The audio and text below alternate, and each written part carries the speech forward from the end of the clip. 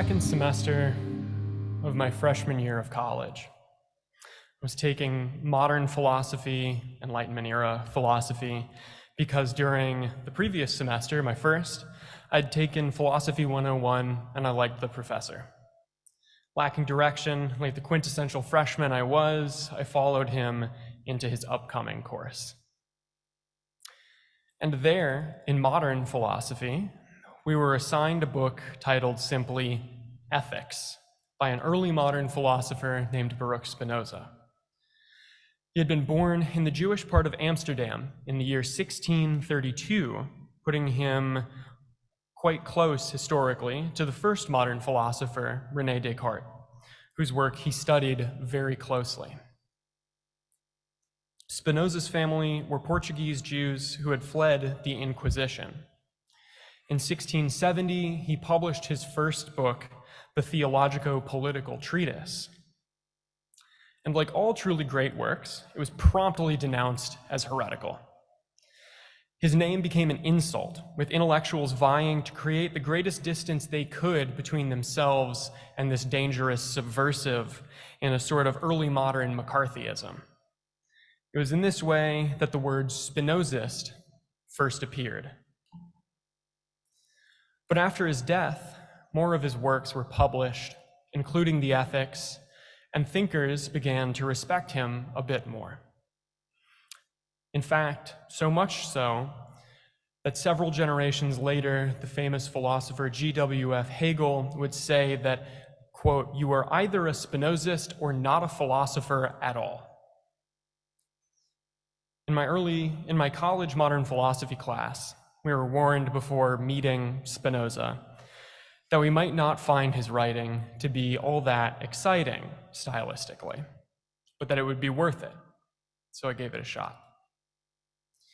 And I did find that the Ethics was written in a very formalized, very logical structure, with numbered propositions followed by demonstrations and scholia of further logical consequences. He starts the book very modestly by defining 8 words.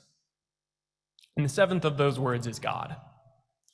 Spinoza says, "By God, I understand a being absolutely infinite, that is, a substance consisting of an infinity of attributes, of which each one expresses an eternal and infinite essence." Starts off a little technical, just a little bit. Having thought of myself as agnostic, humanist, or mostly just uninterested for most of my life, I didn't make very much of that, and I just kept reading. But I watched Spinoza work, and I watched him build. I saw him start to create this system based on those 8 definitions, which he had seemed to just propose humbly as what he was pretty sure most people meant when he said those words. And from that basis, he made his case so tightly and worked so quickly that by the time I read Proposition 14, which poetically reads, "Except God, no substance can be or be conceived," I lost my mind. I jumped out of my seat on the 3rd floor of the student center. I ran down the hall to the empty meditation room. I locked the door, and I sat in the dark until my breathing returned to normal. I now think of this as my first religious experience. Spinoza thought and wrote with such clarity and method that I was forced to take him seriously and to reckon with a concept of God that could really mean something to me, which had never happened to me before. It's a simple idea, but it's a radical one, expressed in a single Latin phrase: Deus sive natura, God or nature. It works like this. All things and all people consist of many parts, or as Spinoza calls them, modifications of substance. And those parts themselves consist of parts, which consist of parts. But eventually, we arrive at the realization that somehow things are, that there is a fundamental something or some stuff that everything else is made of. And this is the being, or maybe this is being, which is because it must be, because it can't not be. Because in Spinoza's terms, existence pertains to its essence. It's self-caused. From a modern scientific perspective, we might think of this as the universe having created itself in the Big Bang. God or nature is infinitely, and if something infinitely is, buckle up, it cannot be limited in any way by anything. And the only way to not be limited in any way by anything is to be everything. It's right here, it's right now, in every way and anything and everything and everyone present to us is. It's God and it's nature. It's the bridge between the two and the recognition that they were never different to begin with. And the ethics controversies don't end there. Spinoza had set his sights on dethroning one of the biggest, most foundational and unspoken assumptions of all European philosophy: dualism. Dualism is the idea that there are two different kinds of existence. Usually it's the material and the ideal, or the material and the spiritual, with the material usually being viewed as corrupt and less than, and often in the hands of the powers that be, associated with oppressed people, who that system wants to rationalize treating that way. Dualism comes down through the ages by way of thinkers like Plato and Augustine, Descartes, and others. Spinoza took direct aim at it and shattered it in negating the distinction between God and nature. In the place of dualism, which generally claims that mind or spirit shapes the world according to its will, Spinoza created what philosophers have come to call parallelism.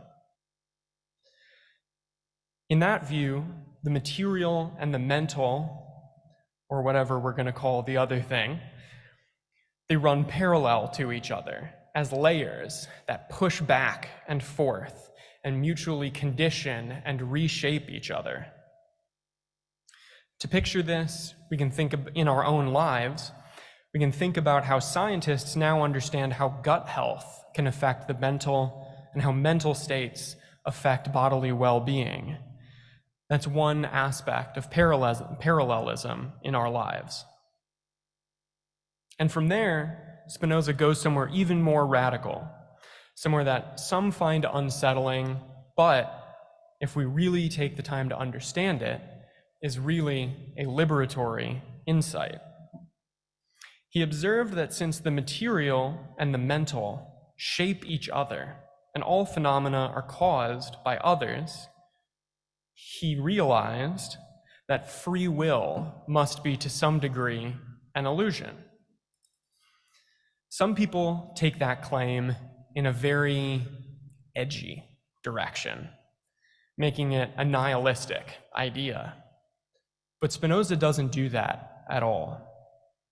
It isn't the free part of free will that he takes issue with.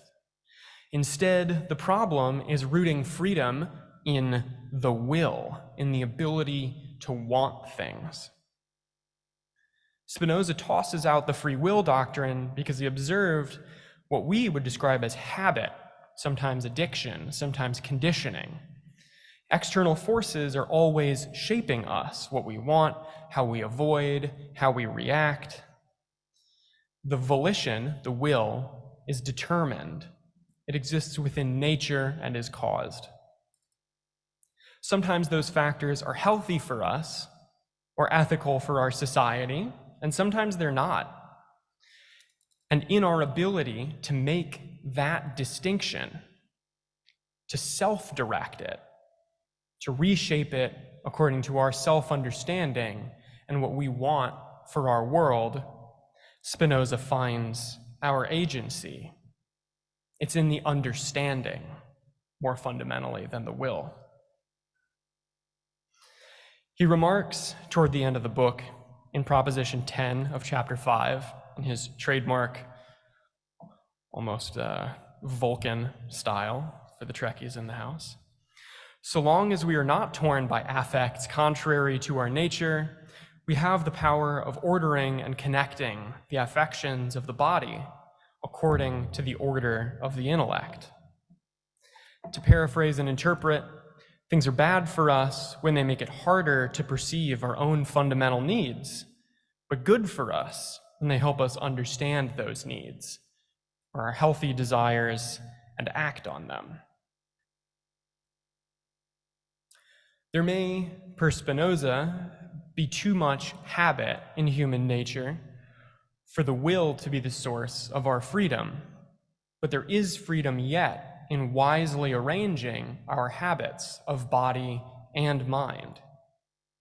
It's a hard-won freedom, and it can be partial, but we can grow in it.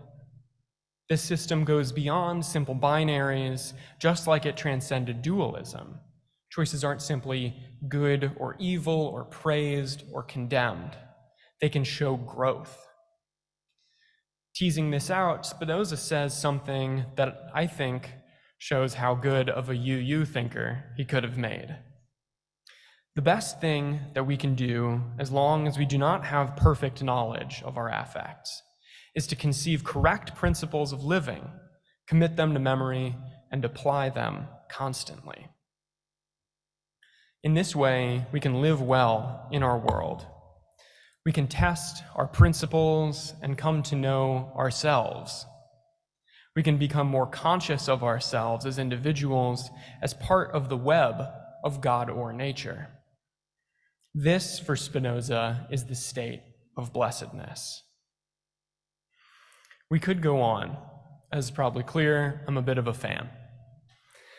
We could talk about how profound this insight is, that true knowledge of something, including ourselves, is knowledge of its or our needs.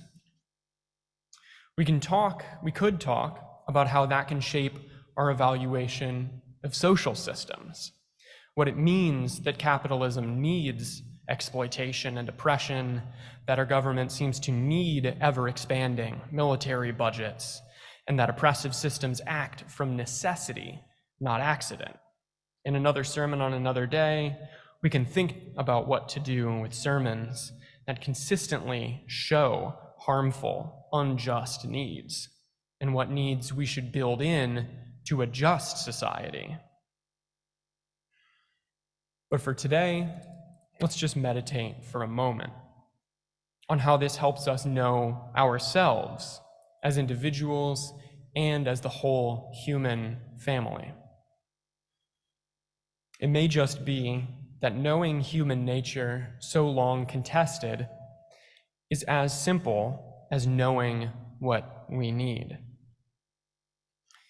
It may just be that our wide sweep of needs for food, for community, for clean water, for laughter, integrates us more deeply into our world rather than setting us apart from it. Knowing that being in that world is a real blessing. The wise man, Spinoza says, is hardly troubled in spirit, but being conscious of himself and of God and of things, never ceases to be, and always possesses true peace of mind. May it be so, and amen.